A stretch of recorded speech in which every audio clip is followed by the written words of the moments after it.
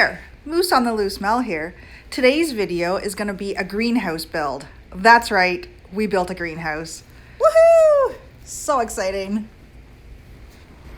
So this is going to be the location. This is the spot that we chose. This will be the doorway. I just laid down some seed starting trays so I can kind of get an idea of the sizing, where the shelves will be and whatnot.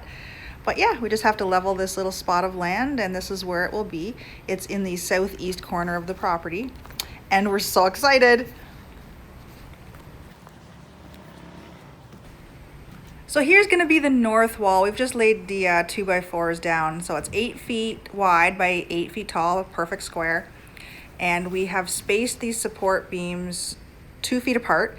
And the panels that we're putting up are actually, they're 26 inches wide, but they overlap each other. So the 2 feet should work out perfectly. So we've just laid these out. I just want to show you it's all squared up, and we're going to use these 3-inch deck screws, and we're just going to screw up through the board into the support beams. It's going to be good. And here it is, all ready to put in place. I'm not going to lie, we got ahead of ourselves here. It was going together so well, I forgot to actually record anything. So let's just take a look at what we've done so far now that I've taken a pause. So we've put, the whole base is 4x4s on the ground.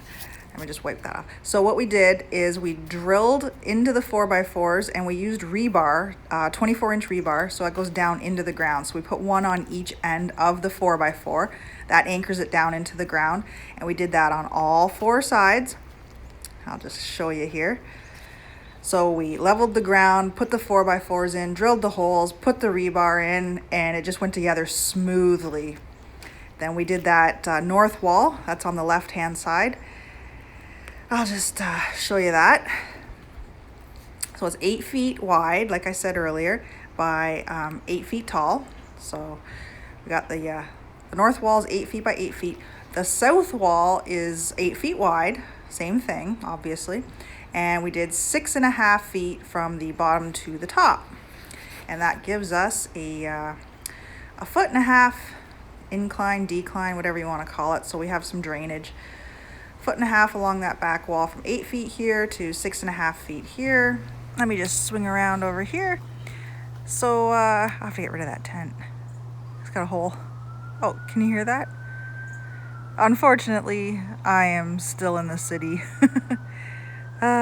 Someone's in trouble. Anyways, so like I said, the whole base is 4x4s, and the rest of it is 2x4s. The north and the south wall have 7 2x4s, and the back one has 6.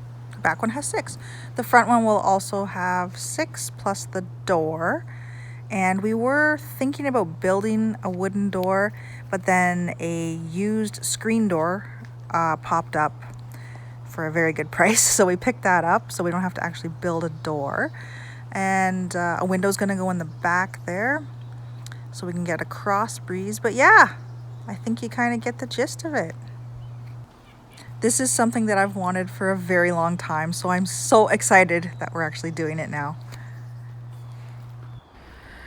I didn't think to tell you how we actually attached the walls to the 4x4s. So we laid the wall onto the 4x4, and then we just screwed down.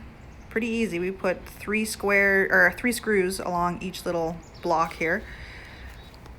That holds it straight down onto the 4x4, and it's stopping any wiggle or anything like that. We did that all the way around, and then for the sides we did the same thing. Just that we butt the 2 up, squared it up, and then screwed all the way up.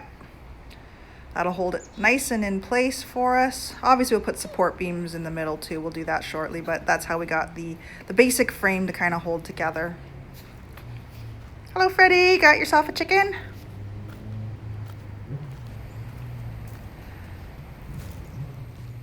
So 3 walls are done. We just have the front one to do, which has the door. And I think break time's over. Here's the door. So the basic shape is the exact same as the back wall. So we built the frame, laid the door in the middle, and then just built around it because we're not professionals. And it went together really well. It opens and closes, and we're happy. So then we picked it up, slid it into place perfectly, screwed it in, and we also put those 4 support beams up on the roof 2 feet apart. I mentioned earlier that we're using panels for the walls, and I didn't explain. These are the panels. They are clear PVC panels, and it will be the sides, the roof, the whole thing. So let's see, the brand is Palrough, and they're corrugated PVC sheets. And what's this say? They're good for all weather, don't stand on them. Use special screws. Yeah, I think you get the idea. So these are the walls and the roof. Wavy panels, the Palrough corrugated PVC sheets. How do you attach them? Well, wavy panel bars, I don't really know what the word is for them, but the waves in the sheet line up perfectly to the wave in these bars. So we screwed the bars into the wood, and then we will place the sheet up against it, and you screw directly through the plastic sheet. And as you can see, as I'm zooming in here, there's like a circle there, and the screw will go through the middle of the circle and anchor it into the wood. But you have to use special screws. So we're using these roofing screws.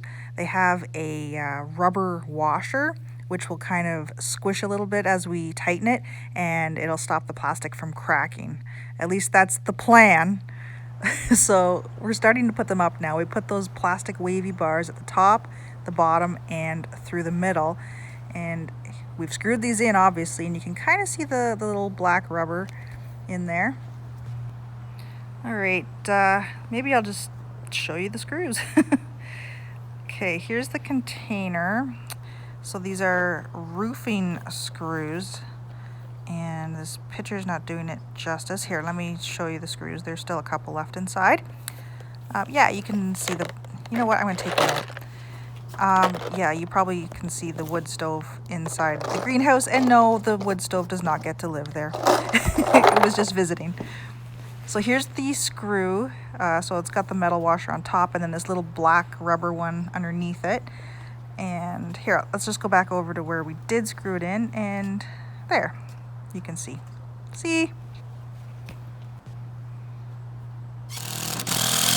So I will give one piece of advice while you're doing this. Don't over tighten them, because you can still crack the plastic.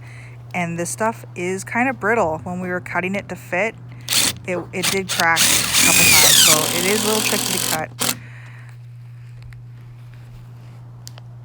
Almost all the panels are up now. There's just this front one left. And the pie shape right above the door, we figured let's just use a piece of plywood to make our life a little easier than trying to cut this plastic and get it to stay up there. So the plywood's gonna be good. And right back here, you can see all the plastics in place except for right here. This is the window. At least it's gonna be the window. Hold on to your hats, kids. We're gonna go on an adventure. This is the poor man's version of a drone. It involves a ladder and a selfie stick, but here we go. It's gonna be just as exciting. As you can see, we have the roof on now, and we actually extended it a little bit on all 4 sides for the entire roof, and we put those wavy bars just to extend a little bit for support. But there it is. There's 5 panels up there. They're overlapping, and they seem to be very strong. Hello, ladder.